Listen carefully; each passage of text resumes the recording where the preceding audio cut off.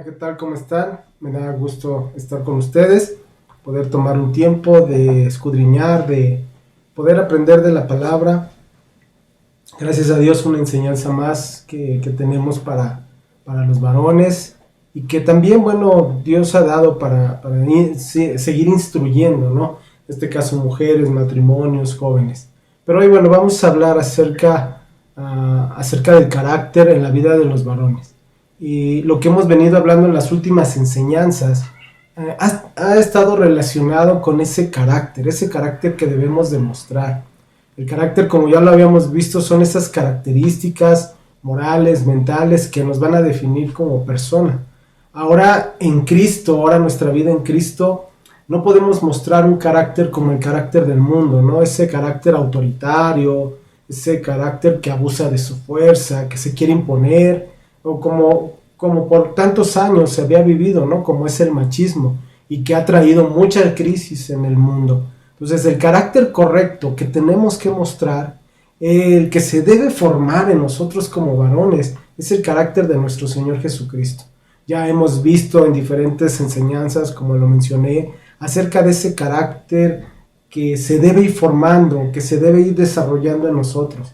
El carácter compasivo, carácter humilde, un carácter gozoso, amoroso. Y hoy vamos a ver otra de esas características de esa forma de ser, de esa forma de responder. Entonces, como varones, también debemos demostrar un carácter que tenga ese contentamiento. Como sabemos, el varón es cabeza del hogar.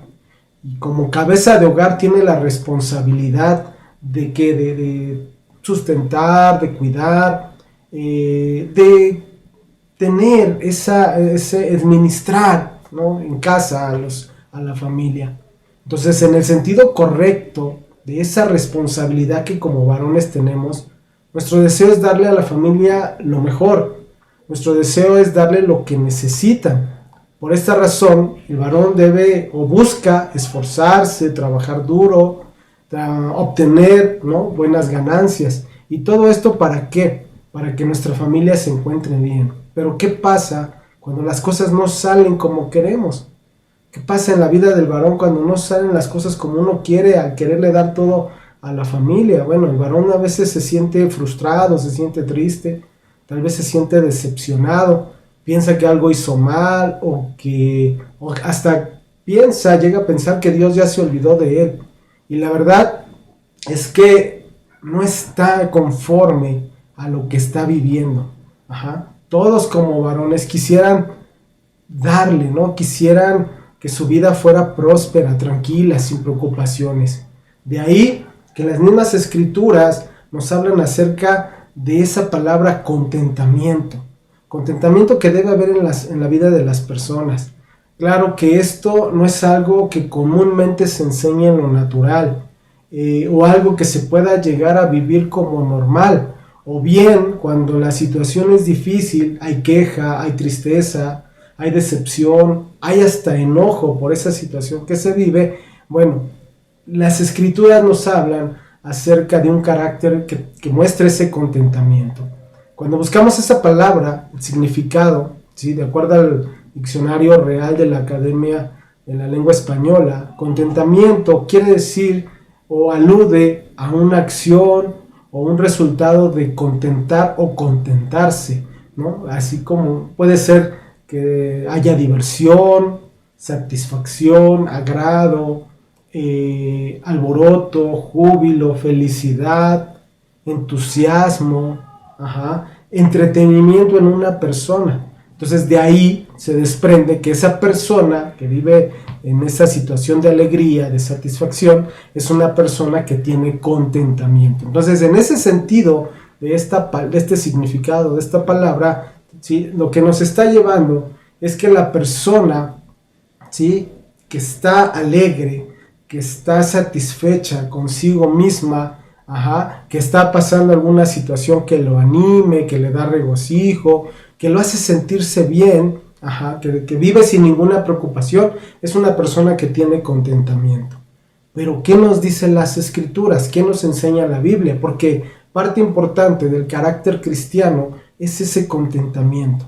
Entonces, el contentamiento en la vida del creyente es un completo descanso del espíritu, una liberación de esa preocupación que se basa en la satisfacción por la situación que estés viviendo. Entonces, no importa la situación que vivas, la persona se siente satisfecha, está libre de preocupaciones, hay un descanso en su vida. Entonces, cuando hablamos de ese contentamiento, para muchas personas está basado en el sentirse bien porque hay riqueza, porque hay reconocimiento, porque hay tranquilidad. Pero para el creyente en Cristo, su contentamiento no está basado en las circunstancias, no está basado en lo material, no está basado en la satisfacción.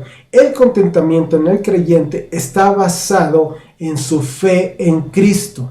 Decía Pablo, el apóstol Pablo, en la carta a los Filipenses, en el capítulo 4, versículos 11 al 13, decía él: no lo digo porque tenga escasez, pues he aprendido a contentarme cualquiera que sea mi situación. Aquí contentarme, la palabra en el griego quiere decir que está satisfecho con lo que tiene.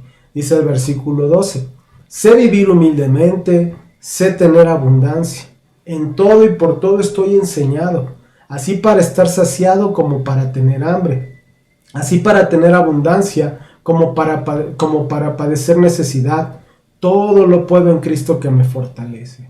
En el contexto de estos versículos, en lo que está hablando el apóstol Pablo era de que él estaba recibiendo la ayuda económica de los creyentes de Filipos, pero él deja claro que entendía que el gozo en su vida, ¿sí?, no estaba basado en lo material, sino su gozo dependía de Dios.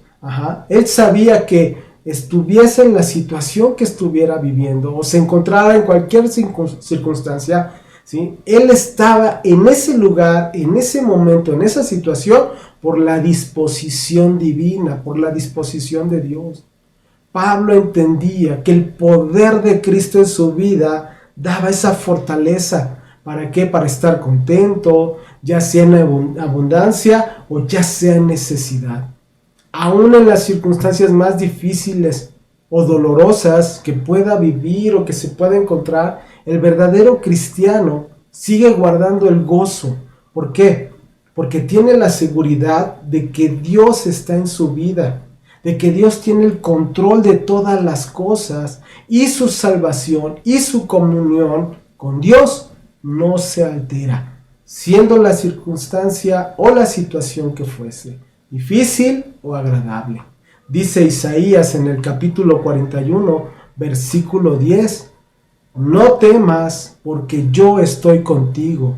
No desmayes, porque yo soy tu Dios que te esfuerzo. Siempre te ayudaré, siempre te sustentaré con la diestra de mi justicia. Fíjense qué palabras de este versículo de Isaías.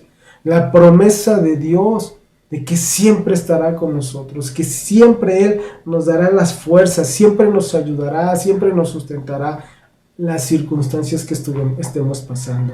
Entonces, bien, se desprende una pregunta de este versículo, por ejemplo: si Dios está conmigo, ¿por qué me suceden cosas malas o por qué estoy pasando situaciones difíciles? Bueno, el hecho de que Dios esté con nosotros no significa que no vamos a pasar o vamos a tener aflicciones. Hay momentos en los que pasamos por esas dificultades, pero eso no significa que Dios nos abandonó, que Dios nos dejó.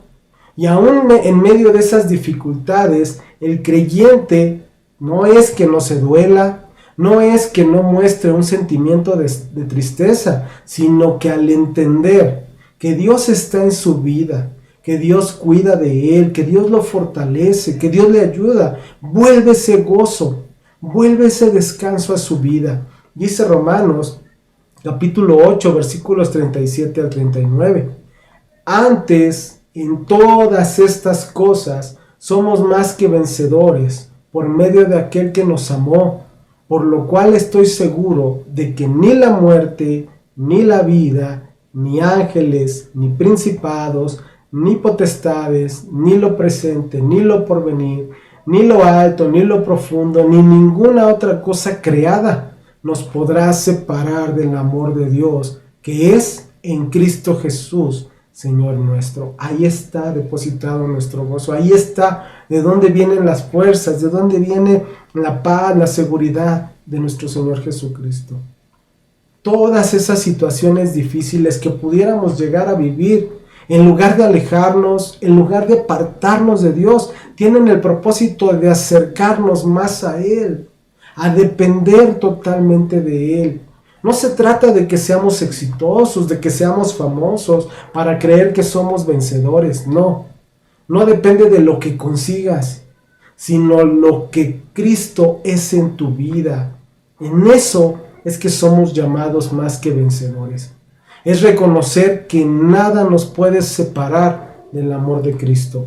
Dice la palabra en el Salmo 23:1, Jehová es mi pastor, y nada me faltará.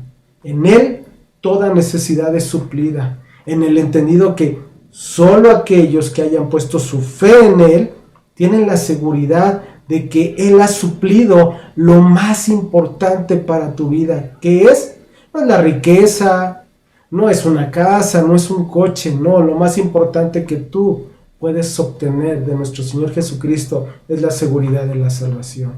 Y de ahí también se desprende todo lo que menciona el Salmo 23, del versículo 2 al 6, que habla de esas promesas, de ese cuidado, de ese amor y misericordia que Dios tiene para los que le siguen, para los que le creen. Dice, en lugares de delicados pastos me hará descansar, junto a aguas de reposo me pastoreará, confortará mi alma, me guiará por sendas de justicia por amor de su nombre.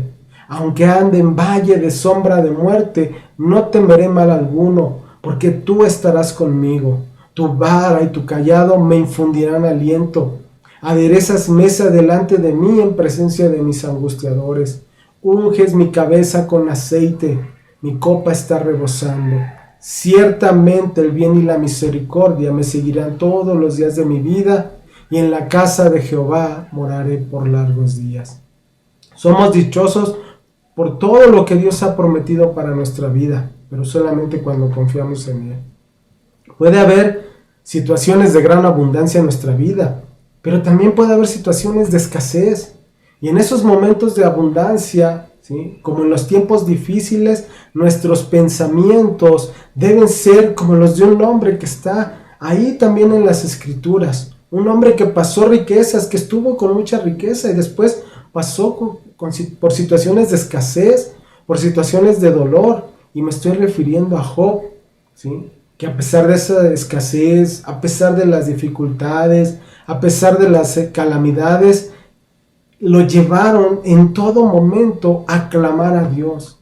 Lo llevaron a creer, a confiar que Dios sabía y que Él estaba permitiendo todo lo que Job estaba viviendo. Dice el libro de Job en el capítulo 1, versículos 20 al 22. Entonces Job se levantó y rasgó su manto y rasuró su cabeza, y se postró en tierra y adoró, y dijo, desnudo salí del vientre de mi madre, y desnudo volveré allá. Jehová dio, y Jehová quitó. Sea el nombre de Jehová bendito. En todo esto no pecó Job, ni atribuyó a Dios despropósito alguno. Aunque fue una situación difícil la que vivió Job, dice la palabra que no pecó contra Dios, no lo culpó, no lo negó, no lo rechazó, sino que en todo reconoció que Dios permitió todo en su vida con un propósito. Job no pecó contra Dios, no se enojó, no le echó la culpa, no dejó de congregarse, no dejó de dar lo que él sabía que tenía que dar, que le pertenecía a Dios. Entonces, ¿qué estaba pasando con Job? ¿Por qué reaccionó de esa forma ante esas circunstancias tan difíciles que estaba viviendo? Bueno, el mismo libro de Job, ¿sí?, en los primeros versículos nos enseña por qué este Job reaccionó de una forma correcta, de una forma que no pecó contra Dios. Dice, por ejemplo, Job 1:1. Hubo en tierra de Uz un varón llamado Job, y era este hombre perfecto y recto, temeroso de Dios y apartado del mal. Ahí mismo en Job 1, pero en el versículo 8 dice, y Jehová dijo a Satanás, ¿no has considerado a mi siervo Job, que no hay otro como él en la tierra, varón perfecto, recto, temeroso de Dios y apartado del mal? Fíjense, 4 adjetivos que nos muestra el carácter que era agradable a los ojos de Dios. Consideraba a Job un hombre perfecto. ¿Qué quiere decir la palabra perfecto aquí? Nos habla de integridad. Un hombre recto, que habla de correcto moralmente, una persona correcta moralmente. Temeroso de Dios, quiere decir respetuoso de Dios. Y apartado del mal. Esto es rechazar, dar la espalda al mal, a la rebeldía, a todo lo contrario de lo que nos muestra la palabra de Dios acerca de él. ¿Por qué? ¿Por qué Dios podía decir esto de este hombre? Porque Job reconocía quién era Dios. Job sabía que Dios tenía el control de todas las cosas. Job sabía que Dios es Dios soberano. Y eso lo llevó a ser un hombre temeroso de Dios. La pregunta es, ¿qué ve Dios en ti? ¿Dios puede reconocer lo mismo que reconocía de Job? ¿Puede decir eso mismo de ti? ¿Sabe Dios que caminas rectamente delante de sus ojos? ¿Que caminas con esa rectitud, con esa perfección, con ese temor a Él? Mira, analizar la vida de Job nos permite ver y entender este tema del contentamiento. ¿Por qué? Porque en un momento donde este hombre tenía riquezas, tenía prestigio, posesiones, de un momento a otro sufrió la pérdida de todo, hasta el punto de la enfermedad. La vida de Job es un ejemplo de fe que perdura, un ejemplo de que del contentamiento ante la soberanía de Dios.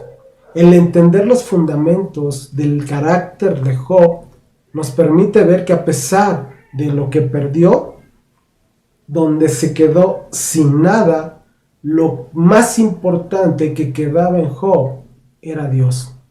Y ahí es a donde todos nosotros también debemos de poner nuestra mirada y también decir, ¿sí?, como tal vez lo pensó Job en ese momento, Dios, Cristo es suficiente. Debemos entender que Dios está mucho más allá de nuestra comprensión. No alcanzamos a ver, no alcanzamos a entender por qué Dios permite ese sufrimiento o ese trato en nuestra vida. Pero ante todo, la respuesta ante esa situación o la pregunta que nos podemos hacer es por qué Dios permite que pasemos tal situación. Y lo que a nosotros nos corresponde ante esa pregunta es seguir confiando en Él y ser fieles.